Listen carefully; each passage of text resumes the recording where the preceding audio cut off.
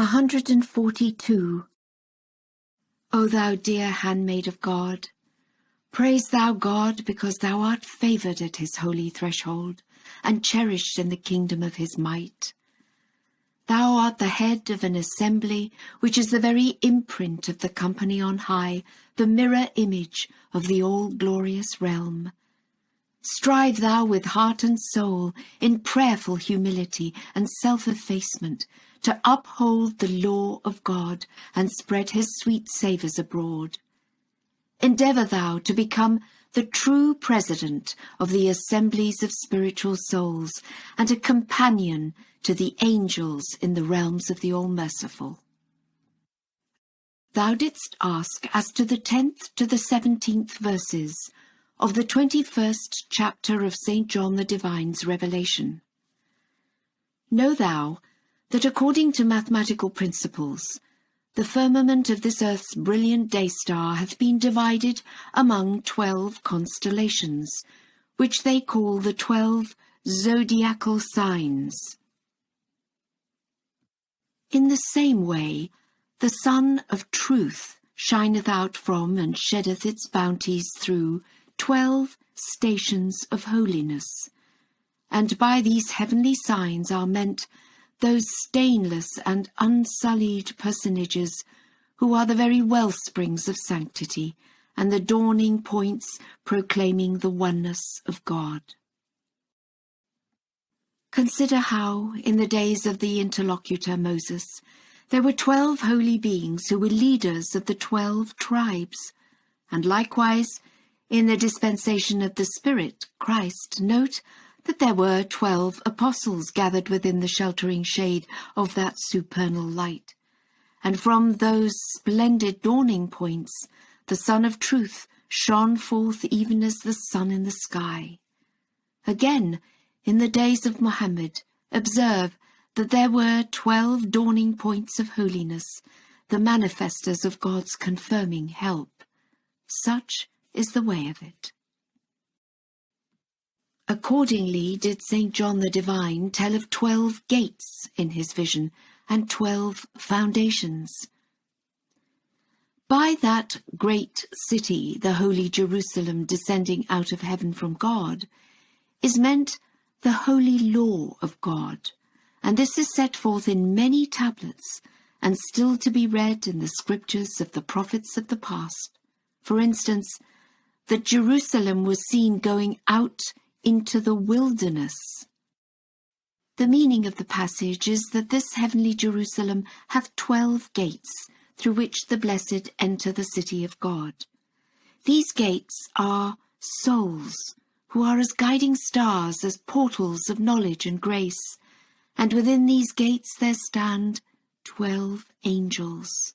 By angel is meant the power of the confirmations of God, that the candle of God's confirming power shineth out from the lamp niche of those souls, meaning that every one of those beings will be granted the most vehement, confirming support. These 12 gates surround the entire world, that is, they are a shelter for all creatures. And further, these 12 gates are the foundation of the city of God, the heavenly Jerusalem, and on each one of these foundations is written the name of one of the apostles of Christ. That is to say, each one maketh manifest the perfections, the joyous message, and the excellency of that holy being. In brief, the scripture saith, "And he that talked with me had a rod made of gold, that is, a measure, wherewith he measured the city, and the gates thereof, and the towers thereof." The meaning is that certain personages guided the people with a staff grown out of the earth, and shepherded them with a rod like unto the rod of Moses. Others trained and shepherded the people with a rod of iron, as in the dispensation of Muhammad. And in this present cycle, because it is the mightiest of dispensations, that rod grown out of the vegetable kingdom, and that rod of iron, will be transformed into a rod of purest gold, taken from out the endless treasure houses in the kingdom of the Lord. By this rod will the people be trained. Note well the difference. At one time the teachings of God were as a staff, and by this means the Holy Scriptures were spread abroad, the law of God was promulgated, and his faith established. Then followed a time when the staff of the true shepherd was as iron. And today, in this new and splendid age, the rod is even as pure gold. How wide is the difference here?